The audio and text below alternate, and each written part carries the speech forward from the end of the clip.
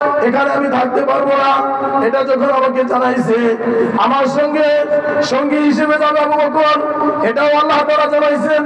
জানানোর পর ওই দিনই আমি আবু বকরকে বলে দিয়েছি, আবু বকর এমন একটা সময় আসবে আল্লাহ তাআলা যখন আমাকে হিজরতের অনুমতি দিবেন, হুকুম করবেন, মক্কা থেকে রওনা হয়ে যখন রাতের গভীরে আমি হিজরত করে মদিনায় যাব, তখন কিন্তু আমার সঙ্গে সফর সঙ্গী হিসেবে তুমি থাকবা।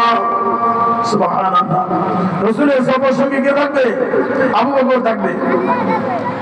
এবার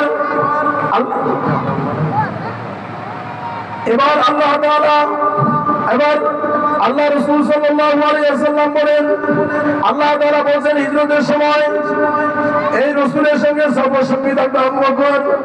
আবু বকর সিদ্দিক রাদিয়াল্লাহু তাআলা ওই দিন থেকে শুরু করে যতদিন হিজরত না হয়েছে ততদিন পর্যন্ত ইশারের পরে একদিনও বিছানায় পিঠ লাগায় ঘুমায় নাই।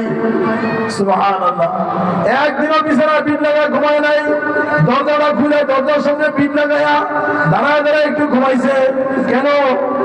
নবীজি যখন হিজরত করে মক্কা থেকে মদিনায় যাবে, যাওয়ার সময় যদি আমি ঘুমায় থাকি, নবী দরজায় এসে যদি বারবার ডাক দেয়, কাফেররা যদি টের পায় আমার নবীর কষ্ট হবে, নবীকে আঘাত করতে পারে, নবীকে কষ্ট দিতে পারে, আমি আবু বকর ঘুমায় থাকবো আর আমার নবী দরজায় দাঁড়িয়ে আমার জন্য অপেক্ষা করবে, এটা আমি আবু বকর সহ্য করতে পারি না।